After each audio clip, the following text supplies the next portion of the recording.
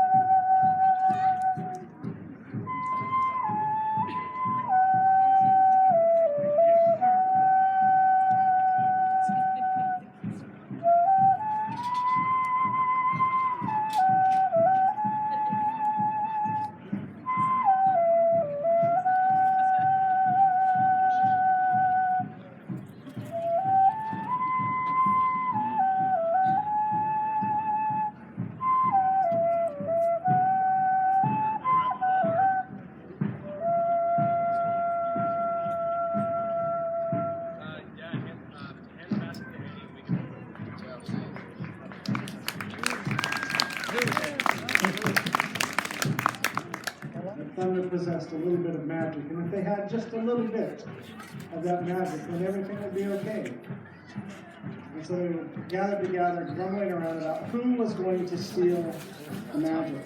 Because in almost every fire story among Native people, fire is stolen from somebody. Either each other or a spirit being. And here, fire was stolen from thunder. And all the animals were grumbling around, and nobody wanted to go. Mountain Lion was fast and strong, but he knew what thunder could do with his magic. He said, "Not me. No way." The fox, sneaky and swift. "Not me. I'm not even going to attempt it. Don't even bother to ask."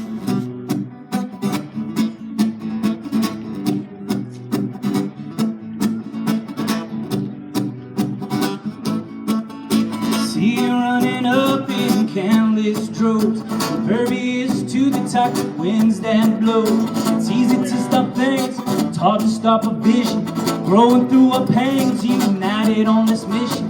Running up the Uber like salmon on land, charging with tenacity, with salmon in hand. With my due audacity, seeing if it done. The coming generation see the salmon run, run, see them run, run.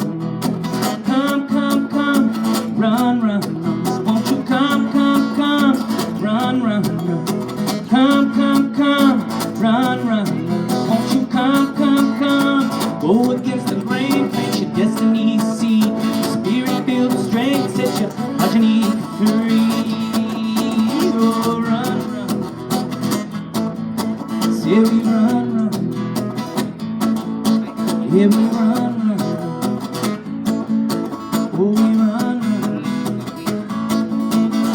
battling up some prayer, singing songs of clear intention, calling back an abundant run, Chinook salmon. Spirit runners, give your life for a sacrifice, lifting up our vibes, bringing about a new life. See them run, run, run. Come, come, come, run, run, run. Won't you come, come, come, run, run. Come, come, come, run, run, run. Won't you come, come, come.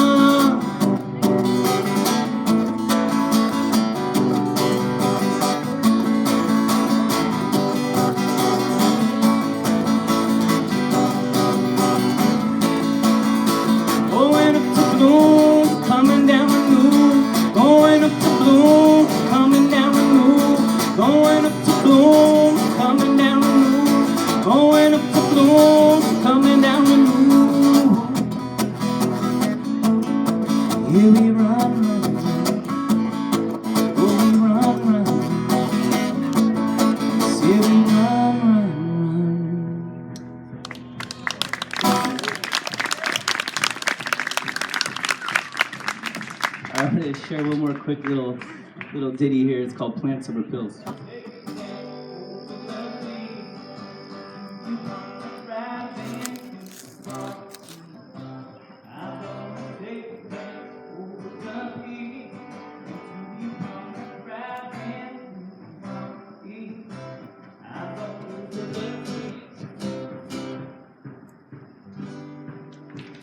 right, thank you, everybody. Wonderful, wonderful day.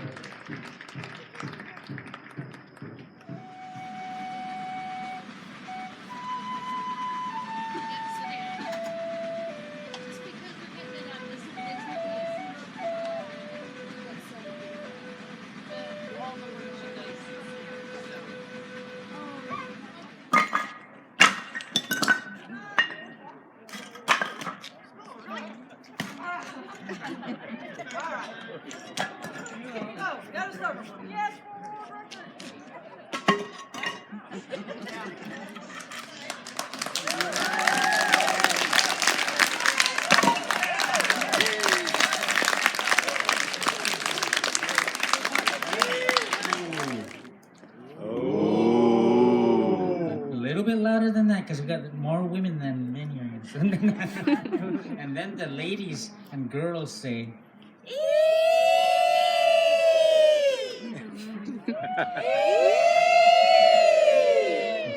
that's how we say we're finished, or that's all, or amen. Like that's how we end in our gatherings. And Okay, so here are the okay, you men, remember that the women are always louder than men. And if you catch the tune, if you want to clap your hands or snap your toes or just join in the singing, just feel free to join in the singing.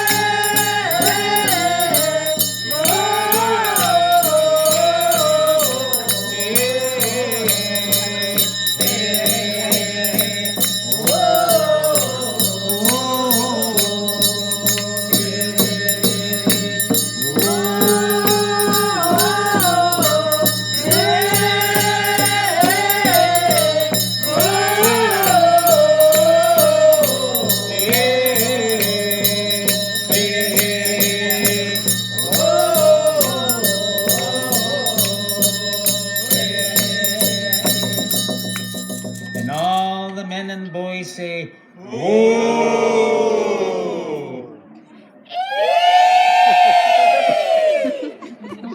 I guess it used to be this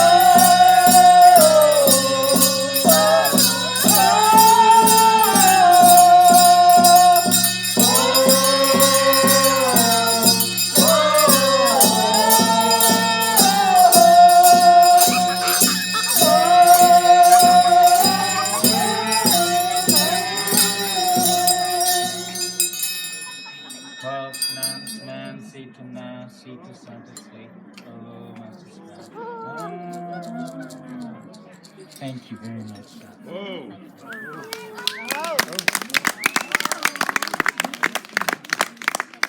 Now we'll share some of the other medicine, sort of the happy medicine. And we know the Creator loves to laugh.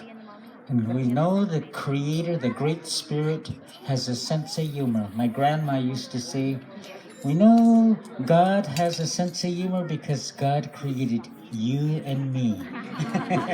That's why you're always laughing. Our elders always taught us in our area to learn to laugh at yourself and always remember you're so lucky to live on this earth. It's a miracle to live one more day. I'm so grateful. I'm a survivor of cancer. As a child, and also last generation, and I went to boarding school or residential school in Canada, and you know I was born in the United States here, and my grandparents raised me, and I was the oldest child, so they took me away from my parents, and my father was in the Navy, and he was stationed in San Diego, California. So my grandparents came all the way from the Vancouver Island, the West Coast, and kidnapped me and said, "We're going to raise you." And they raised me with 9 other children, and they were elderly people, old timers, the real strong people, and they just wonderful people. I'm so ashamed of myself. You know, my grandparents had all their teeth, and my grandmother was the first Indian woman logger in our tribe. So she had one tooth missing.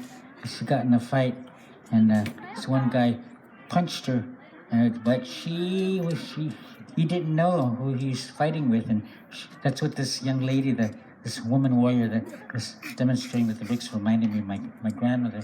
And my grandmother turned around, and that guy punched her and knocked the one tooth out in the front, and she got up and she went down, and she got up and she just punched him one punch, and all his front teeth fell out. So she lost one, and he lost many. That's what that reminded me of. But I'm so grateful I was saved by the medicine way. And after the boarding school, I got sick there.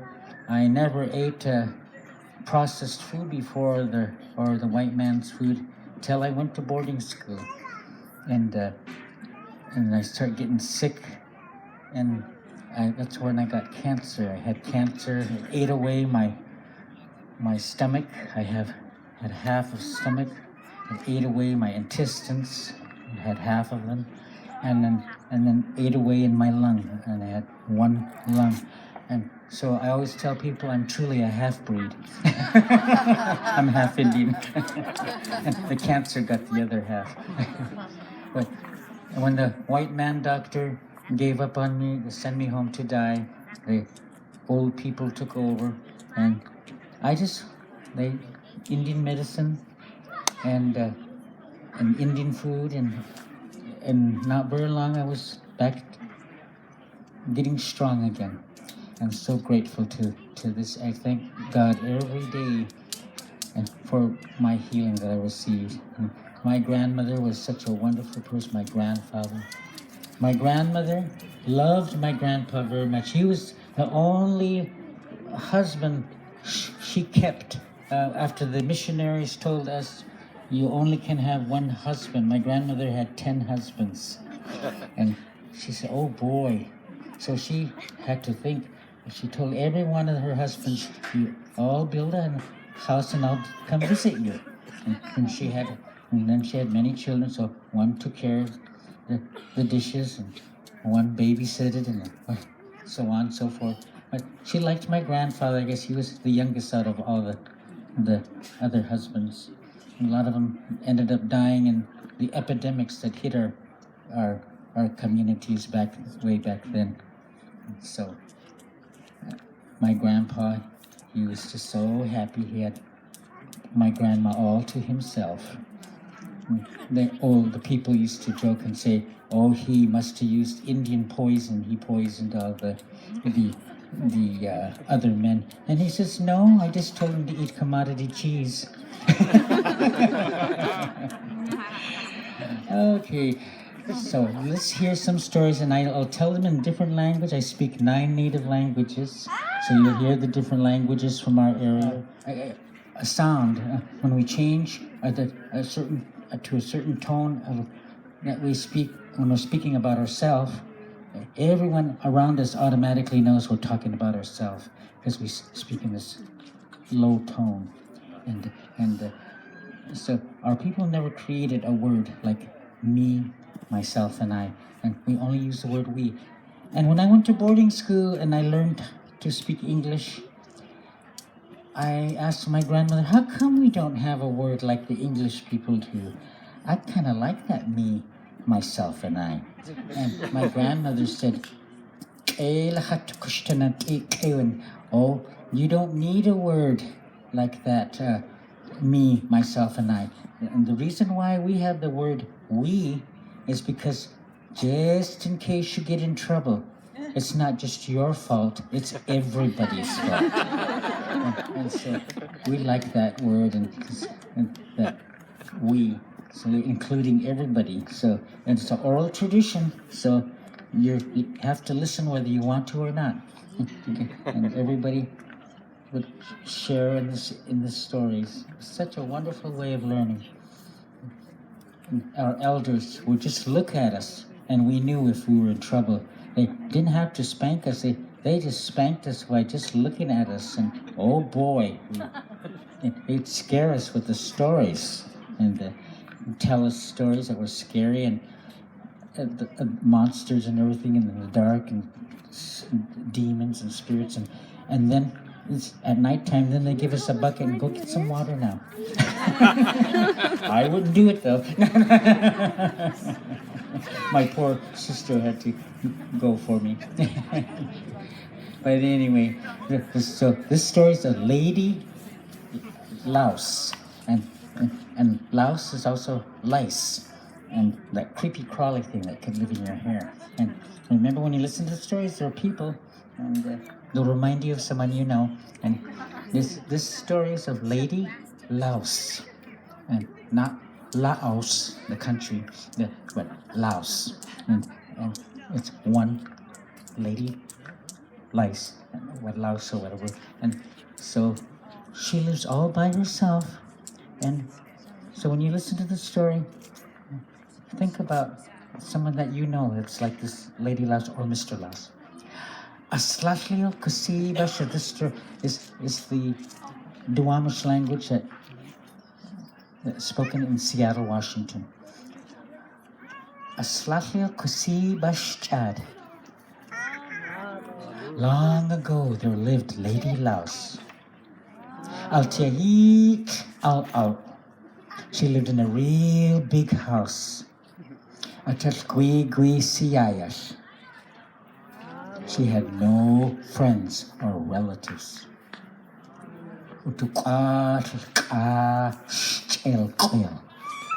Her house was very, very dirty.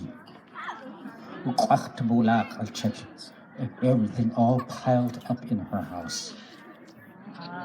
Like a pack rat. Just little trails to walk through her house. One day she took it, her broom, and all her relatives said, "Ah, she's grabbing a broom." She never worked, you know. She grabbed a broom and she began to work. And she began to sweep, and she swept and cleaning her house. All about that, when she got to the very middle of her house, she got lost. And that was the end of poor Lady Louse. And people say, what is so entertaining about getting lost in your dirt? And well, it's symbolic. You can get lost in your computer. You get lost in your car. That I think your car even talks to you and give you directions how to get somewhere. So you can get lost anywhere. I'll give you an example of a lady louse story I heard a long time ago in 1974 by a little girl from the Musqueam tribe. And this is in the Musqueam language. It's Coast Salish. And they say Ines. Can you say Ines? Ines, that's we are listening. So don't forget to say Ines. And her lady louse was a sponge in this story. Ni itsuskwe khaleshtans kanantan. Sponge. Long ago, there lived Lady Louse. She was a sponge. One day, Lady Louse got wet. And she became self-absorbed. And that was the end of poor Lady Louse. That's all.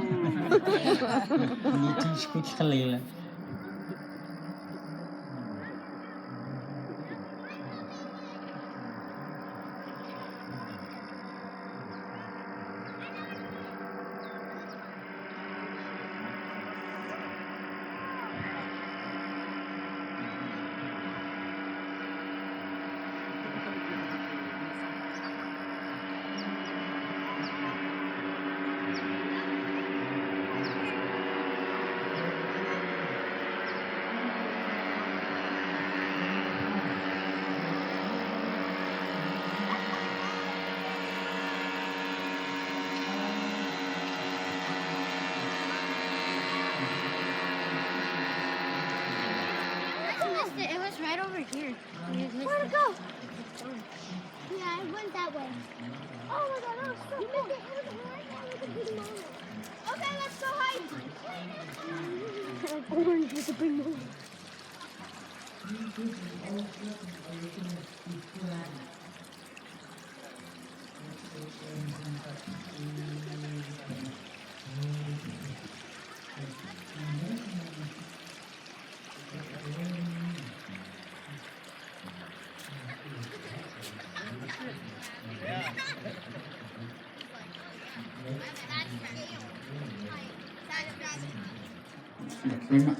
They're actually looking at you when they have their backs facing.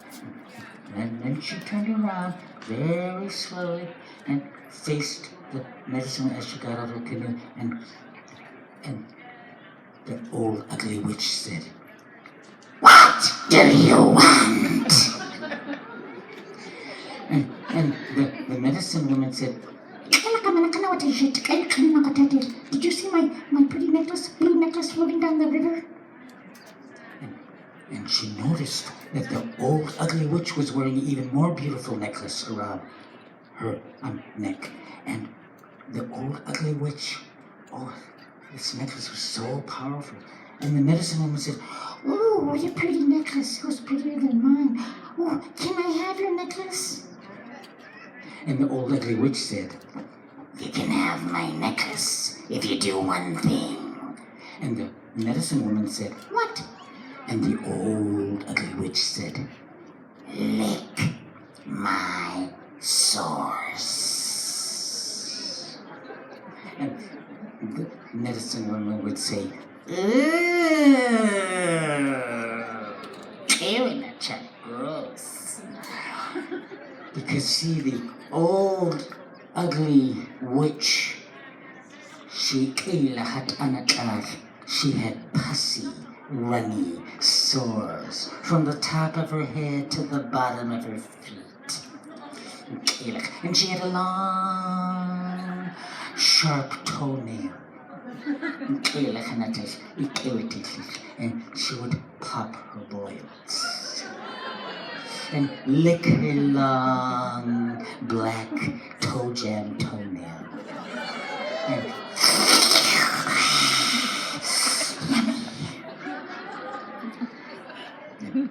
And Native American stories, important things happen 4 times, sometimes 5. So the second time, the old ugly witch said, I said, you can have my necklace if you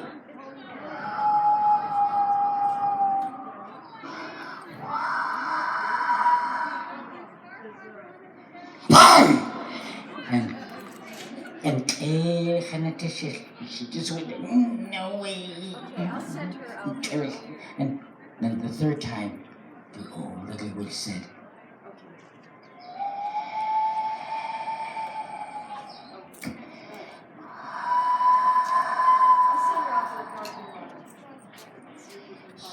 Charles! And she, and the third time,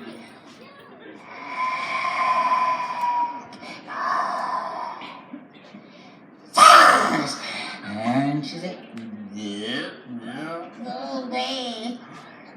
And then finally the 4th time, I guess some people 5 times. There, the old little witch, she did this the last time, and she said, I said, you can have my necklace if you do one thing.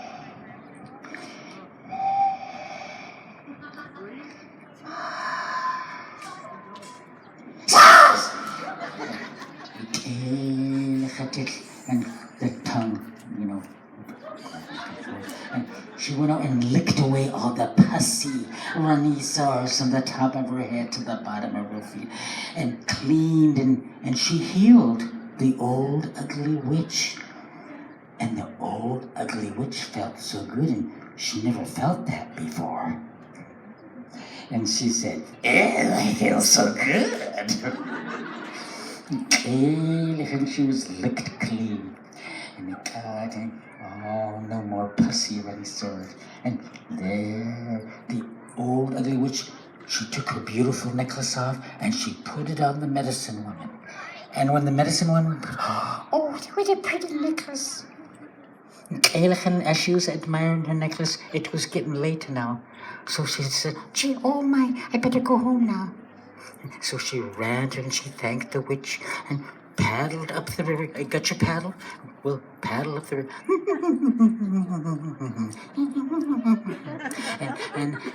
and she got home. There she paddled. There was the group of women that didn't like her and the leader of the pack. And they looked at her and they said, oh, you're back. And where did you get that necklace? We just have to have one. She had even more beautiful necklace than the one she had thrown in the river. Oh my goodness, and it was more powerful. And they said, we have to have a necklace, we have to have one. Where did you get it? And the medicine woman said, hello, I got it from some old lady who lives down the river. And they all ran to the canoes, and they get in your canoe, and they paddle. There, and they beached the canoe, and there the old witch was waiting. And the hare said, someone has arrived. And she turned slowly, and she looked at the group of women, and she said, what do you want? And they said, we want a necklace, a pretty necklace like you gave that medicine woman. And the old ugly witch just happened to be wearing a brand new necklace around her neck. Another one. And she had some fresh, brand new pussy runny sores from the top of her head to the bottom of her feet. She was always prepared, All the old ladies used to do canning a long time ago. She had a whole trunk full of necklaces and pussy runny sores. And she said, you can have my necklace if you do one thing. And they all said, what? And the old ugly witch said, lick my sores. And then the second time she said,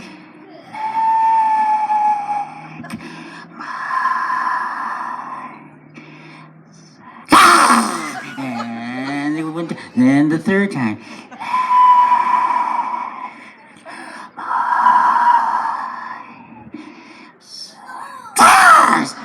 And then fourth, fifth. Oh, I said, now. And they just wouldn't do it. They wouldn't do it. And during this time, the demons were coming up the river and they were chanting and they were saying, "We want human souls. We want human souls. We want human souls. We want human souls." And they arrived at the front of the old ugly witch's home and they said, "We want human souls." And the old ugly witch, she turned slowly and greeted them. And she turned slowly and she said to the demons, "Here they are." And that is all.